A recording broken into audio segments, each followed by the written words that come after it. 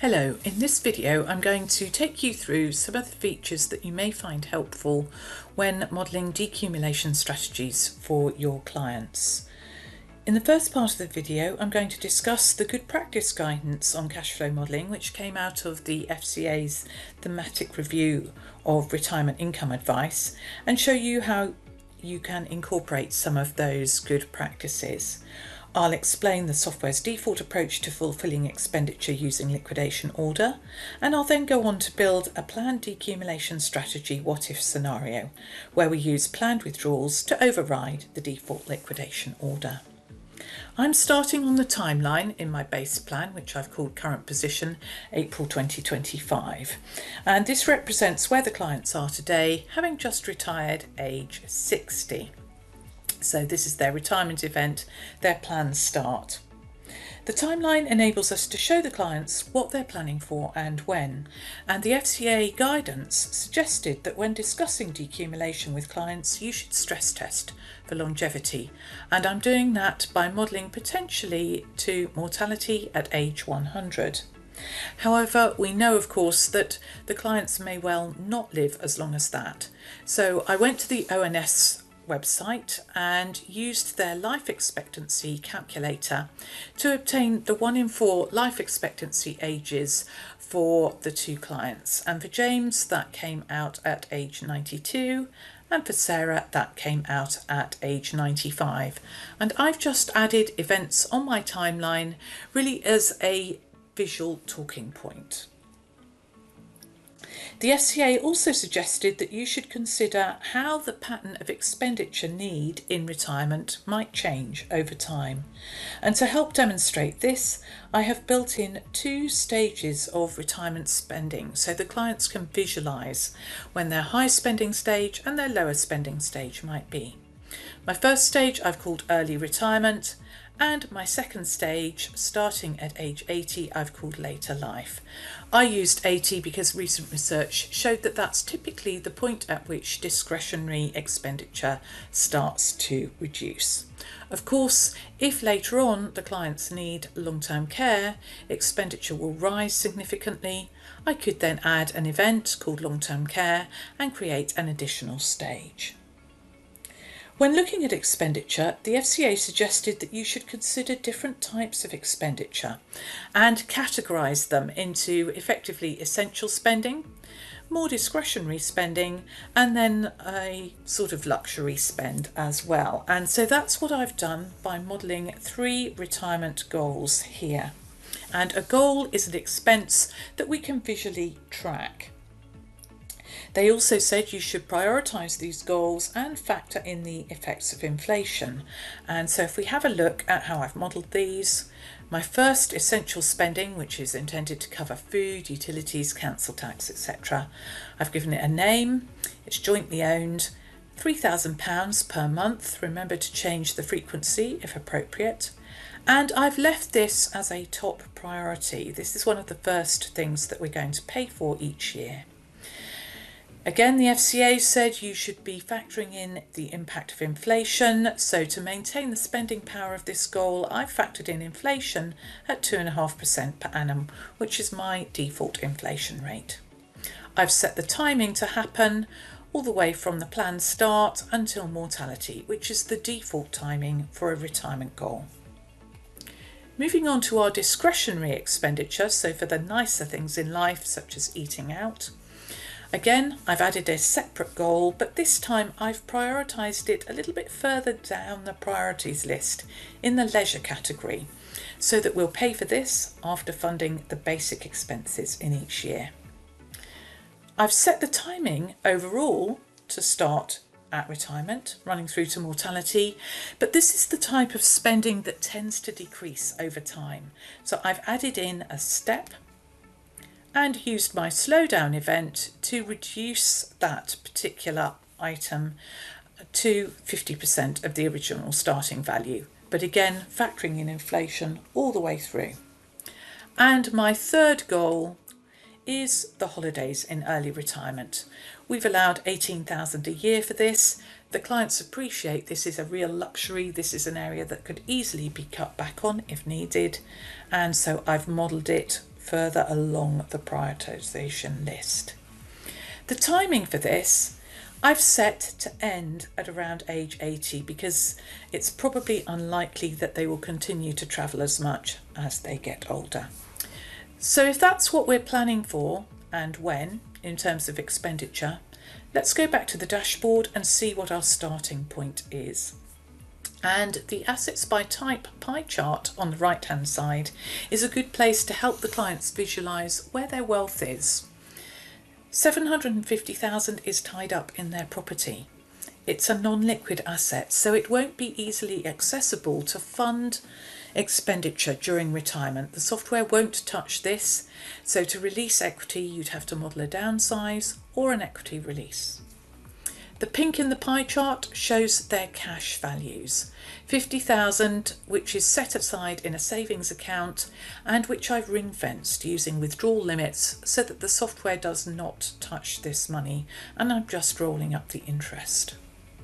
They've got some money in investments, and then almost half of their wealth is in their pension funds. Let's expand the dashboard sections and look at this in a bit more detail. Savings and investments, you can see the cash, a couple of ISAs, an unwrapped investment which is being used as an ISA feeder, and Sarah has a bond. And then we've got their pensions. They've both got uncrystallised money purchase pensions, so I've modelled those as money purchase, and the software has automatically created linked drawdown accounts which may be used once I start to crystallise the pension funds. In addition, the clients both are entitled to full state pensions, and they won't get these until age 67. So I've factored that guaranteed income in the future. And the FCA recommended that when considering retirement income advice, you should think about the tax implications of where money is drawn from. Now, before we go on, let's just look at our plan settings. Again, FCA guidance was that these should be reasonable and credible, and you can set your own plan settings, your long-term assumptions, and these are mine. And in particular, I would draw your attention to my inflation rate and my CPI value, 2.5%, my cash savings growth rate and my investment growth rate. I'm using a gross return of 5%, but reducing that by 1% per annum in fees. But it's entirely up to you what you choose to use in these plan settings, and you can set them here at individual client level or on your open client record screen at overall subscription level. Once we start using the software, using its defaults, we will be looking at liquidation order, and this affects the order in which invested assets are drawn upon. The software's basic approach to decumulation is to look at the total expenses in any given year, try to fund them from regular income. If there's not enough regular income or none at all, it will look to see if there happens to be a one-off inflow in a year. Again, if there are no one-off inflows, it will then look for available liquid cash in the plan. In this case, there's no liquid cash because I've set a withdrawal limit on my cash account. So it will then start to look at invested assets, and this is the software's default liquidation order: to draw money from taxable investments, your unwrapped investments first, then the tax deferred class, which includes pensions and bonds, and finally the tax-free ISAs. And it's important to remember that this is not intended to be an advice strategy. This is just the software's default approach, and once clients get to the decumulation stage, you may well want to override this using planned withdrawals, and I'm going to demonstrate how to do that in a minute in a what-if scenario. Let's come out of that and look at what the future may hold for these clients by going to the Let's See screen. Single chart starting on cash flow. Every bar in the chart is a year in their plan, and the bars are blue in this case, which is good news. It means we have positive cash flow, i.e. sufficient income or available liquid assets that we can draw upon to fund their total expenditure need, which is shown by the black needline. I'm also showing the basic expenditure need line in blue. Basic expenditure includes taxes and anything that I've modelled as a basic goal or expense. The gap between the blue and the black need lines is my discretionary spending, and we can see that that drops significantly at age 80. Overall, expenses are rising in line with inflation over the lifetime of the plan. If we put on the details, we can see the software's default approach to decumulation.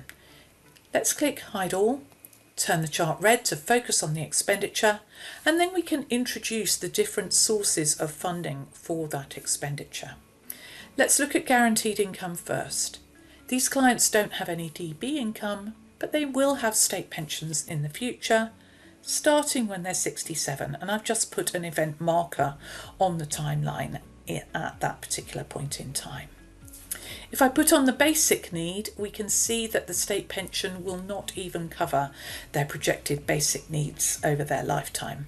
So this just means that the clients will be heavily dependent upon their invested assets to supplement that state pension, and that may come in the form of savings and investments. In this case, we're spending the unwrapped first, then we've got money purchase pensions, and then the bond and the ISAs. It's important to remember that when the software draws money from the pensions, shown in orange in this case to indicate that they're coming from uncrystallised funds, it will use a recurring UF+ approach by default, and it will draw upon the first named person in the plan's pension first. When that's exhausted, move on to the second named person. And 25% of each of those withdrawals will be treated as tax-free. The remainder would be treated as taxable. This strategy may not necessarily give you the most efficient approach to decumulation, and that's why you're likely to want to override it once you're looking closely at decumulation. Let's see what's underpinning the cash flow. I'm going to turn off details and switch to the assets chart. I'm going to hide the property from this chart and focus on what's happening to their liquid assets over their retirement span. You can see that we are decumulating over time. The pink at the bottom is that emergency fund that I've ring-fenced, and I'm just rolling up the interest. The green is the pensions and the blue is their investments. If we put the property back into the equation, although that's not available to spend to help meet retirement income needs, and hover over any bar in the chart, you'll be able to see the projected asset values. The FCA guidance said you should talk about the impact of inflation with clients, and it's important to remember that the default charts in Voyant are in nominal terms, but if you want to convert them to real money, so factoring in the impact of inflation, you can do that by switching on the real money mode. So let's have a look at the final year in the plan. We can see the client's total assets worth about 2.5 million. Switch to real money mode by clicking at top right, and the clue that you're in real money mode is this information symbol, and this is telling us that we're stripping out inflation using our default inflation rate, whatever you have set for CPI. So in my plan, because property is growing at 2.5% per annum, the value of the property is staying level over their lifetime. Have a look at the cash in pink.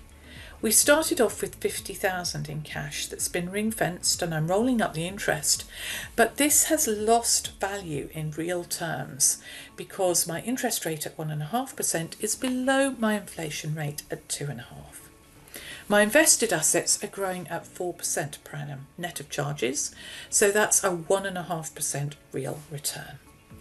Let's switch off real money mode again now, and let's look at expenses. This is a good chart for very quickly showing the client where their money is going.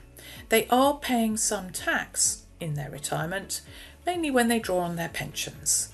The blue is their basic expenditure, the pink the discretionary, and the dark green are those luxury holidays finishing at age 80. Finally, I want to look at the taxes chart and have a think about the pattern of the tax payments in this plan. And you can see this is heavily front loaded during the time on which the software has been drawing down on their pensions. But I suspect we could come up with a more tax efficient advice strategy for these clients. And that's what we're going to do by modelling in a what if scenario. So to create a what if scenario, we're going to click what if at the top centre of the screen and name our what if. And I'm going to call this a planned decumulation strategy. And by creating a what if, I can make changes without affecting my base plan, and then I'll be able to compare my base plan with my planned decumulation strategy to see whether we may have improved the position of the client. I'll click create this plan, and I'm now working in my what if. I've got the planned decumulation strategy name at the top. I'm going to turn back on my dashboard chart so that I can see at a glance as a sense check whether I'm modelling what I think I'm modelling. So I'm going to switch on show dashboard chart and goal progress.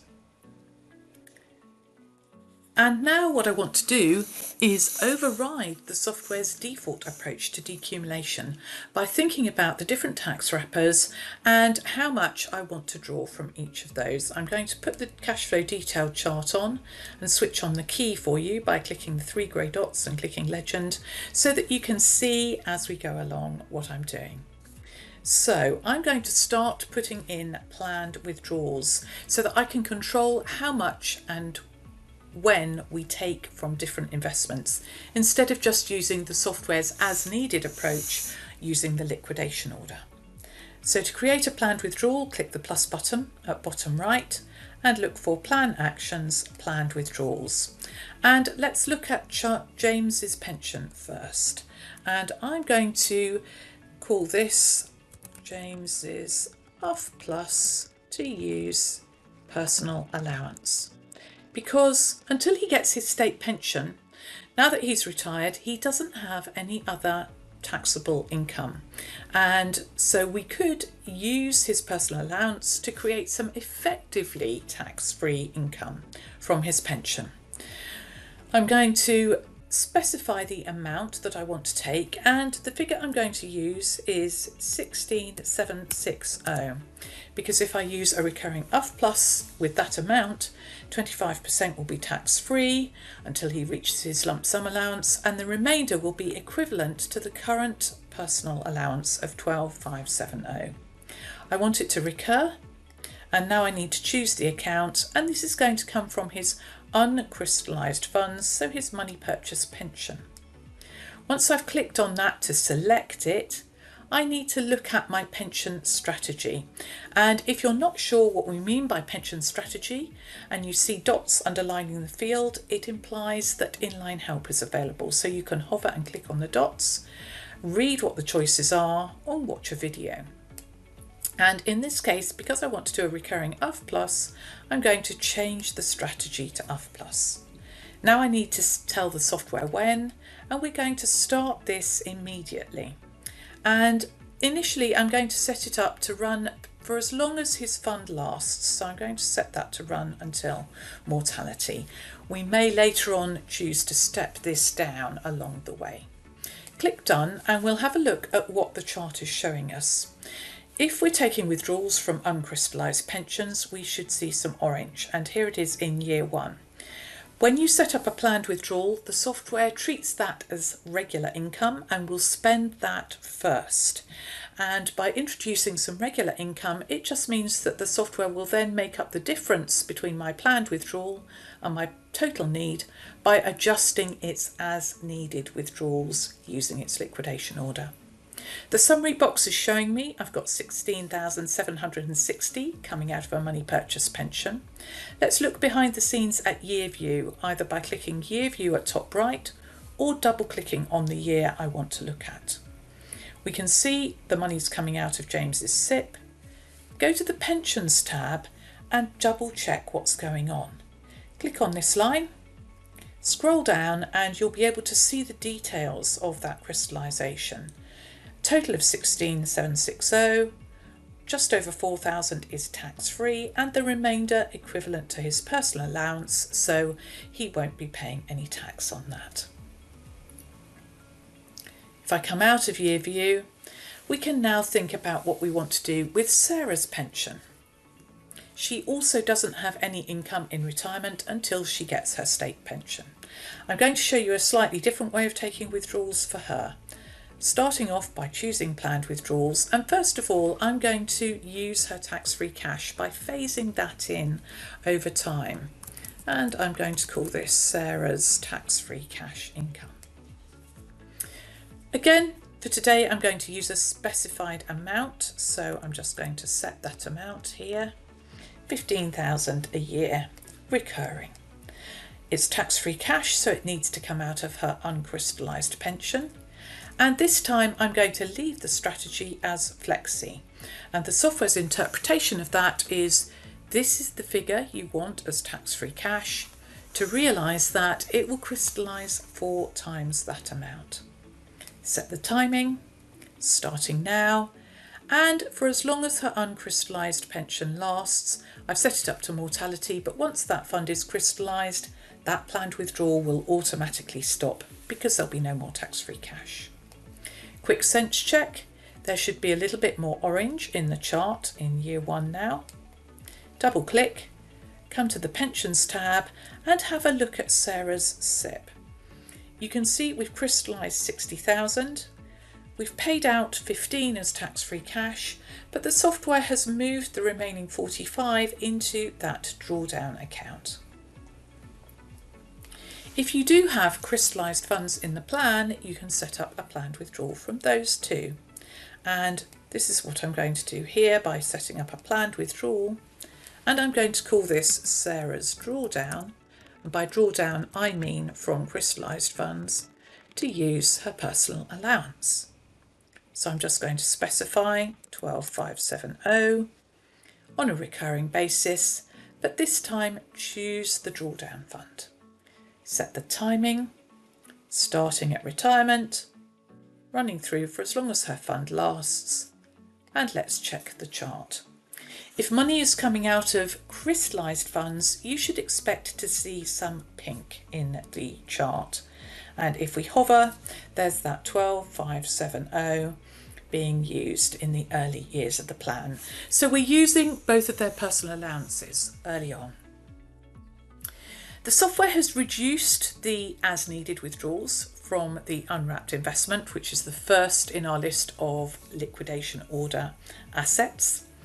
However, we could use some of their other investments to also set up a planned withdrawal. And this is where you as an advisor can help the clients think about how they might use the different assets and tax wrappers available to them. Left to their own devices, many clients would think, in retirement, I spend my pension because that's what I saved for whilst I was working. But you know that they probably need to control how and when they take money from the pension to make best use of their tax allowances. On the flip side of that, a lot of clients have quite large ISA portfolios now, and they tend to think of ISAs as a good thing because they know they're tax-free, but they tend to forget that they could be used to generate some tax-free income. So that's what we're going to demonstrate here to the clients. Let's start taking some withdrawals from their ISAs. So we're going to do the same thing, click the plus button, planned withdrawals, and I'm going to call these ISA withdrawals. Now, again, we need to specify the type of withdrawal. We can specify an amount with inflation. If we were wanting to strip out the growth, maybe we target a set percentage from the ISA, or if they were in funds that had the potential to generate dividend yield, we could switch on the dividend income. For today, I'm going to keep it nice and simple, and we'll target a specific amount. And let's say we'll do 15,000 on a recurring basis. We need to select the ISAs, and here, because we're wanting to spend them down equally, I'm selecting both ISAs. And when you select more than one account here, the distribution type comes into play. The default is each, so we will take 15,000 from each of those accounts each year. Let's set up the timing, again from the start, potentially until the funds are exhausted or until mortality. If we've set up planned withdrawals from an invested asset rather than a pension, you should be looking for yellow in your chart. And that's what's showing up here. Again, the summary box shows us the 30,000. If we double click, we can see the cash flow where the money's coming from. We haven't given them quite enough regular income to fully meet their total needs, so the software is still taking those as needed withdrawals in accordance with its liquidation order to top up. But we've got a bond in this plan, and we could also set up some planned withdrawals from the bond. Sarah hasn't taken any withdrawals from her bond to date, but we could add a planned withdrawal, call it bond withdrawals. And again, we can specify either an amount, a percentage, or we could, for a bond, take the maximum without penalty, which would allow us to roll up those unused tax-deferred 5% per annum withdrawals. But in this case, I want to keep it to an amount that's within that tax-deferred amount, and so I'm going to specify a certain amount which relates to 5% of the principal. Let's say yes, that we want it to recur, and choose the bond. And again, set the timing. Theoretically, throughout her lifetime.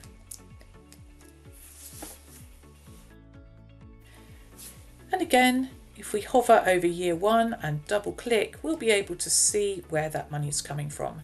Now, I've just used nice round numbers for today's purposes.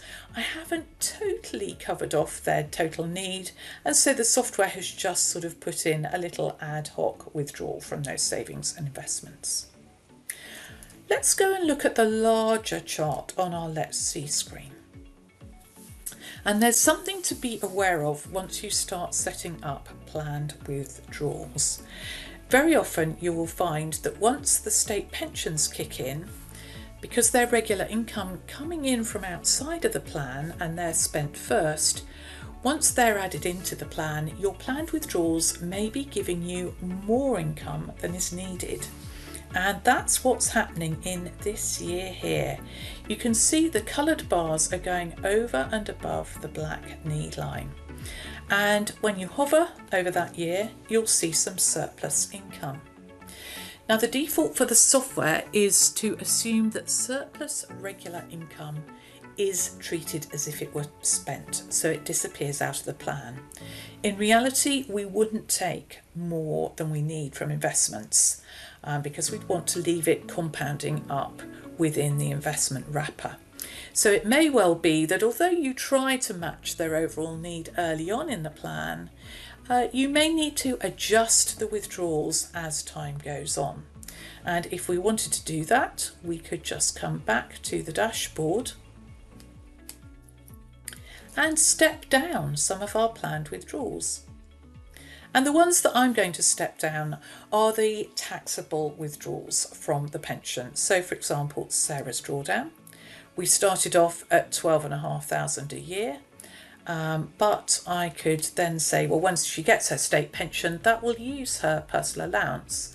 So any further taxable withdrawals from her pension will probably incur a little bit of basic rate tax.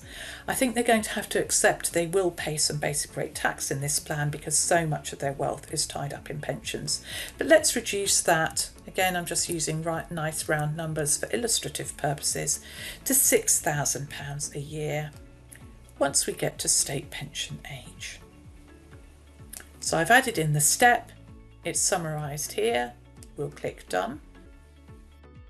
Let's have a look in that year. We've still got a little bit of surplus income. So again, I might think about reducing James's pension withdrawals. Come into the planned withdrawal and set a step. And let's say we'll reduce this to 10,000 a year as a nice round number. set the timing, click done, just watch what you've done. So 25% of this will be tax-free, the remainder will be taxable. And let's just sense check that year again. Have we got any surplus income? No, by the look of it now, we've managed to get rid of that. So we've set up a structured withdrawal. Now, I'm not going to worry about getting it too exact. You can see in the first couple of years we are topping up or allowing the software to top up. This would be something you would review on an annual basis with your clients. Let's have a look to see what the implications of using a planned withdrawal strategy as opposed to the software's default approach might be. And to do that, we'll go to, let's see, Compare Plans Chart View. So at the bottom, I have the software's approach. At the top, I've got my planned decumulation strategy. In both cases, there's no shortfall in the cash flow, but we're just altering the order in which we take money from the different assets. Let's switch on the assets chart and let's have a look at what's happening over their lifetime with regards to their assets. And if I hover over any year, we can see in the boxes the projected asset values. And I've picked a random year at age 90, and we've got considerably more money left in the plan at that stage. Why might that be? Well, what I've tried to do is defer or minimise tax. And if we come to the taxes chart, we can have a look at what's happening. Now, just a note here, when you're comparing taxes charts in particular, you may find that there are different scales on the left-hand side. So to equalise those scales, click the 3 grey dots and just click zoom. And then we've got a true visual comparison. And you can see what I've tried to do is keep the tax take low early on in the plan. And over time, the tax does start to rise, particularly once their state pension comes into pay. But if we look at the boxes and the cumulative tax figure in the bottom of each box, we can see that the top chart, where we've planned to reduce our tax early on, is showing a much lower cumulative tax take, certainly in the early years. As time goes on, that will shift and we'll start to see more tax as we continue to use pensions, whereas in the software strategy it had moved on to using the ISAs last. But overall, throughout their lifetime, we have reduced the tax burden. And so what we're doing there is leaving more money invested because less is being spent on tax. More money invested means we've got more compound growth building up. So potentially we might be helping the clients meet their goals for longer, or leave more money to pass on to future generations, and hopefully on a year-by-year basis reducing their tax take, all of which is adding value to the clients during their decumulation period of their lives, and something that they probably couldn't achieve without advice from a qualified advisor. So I hope you found that useful, but as always, if you have any questions about how to model anything, click the client name at top right and click request support. Type a message in the box and put your phone number there, and that will send an email from you to our support team, and we can then come back and answer any questions you may have.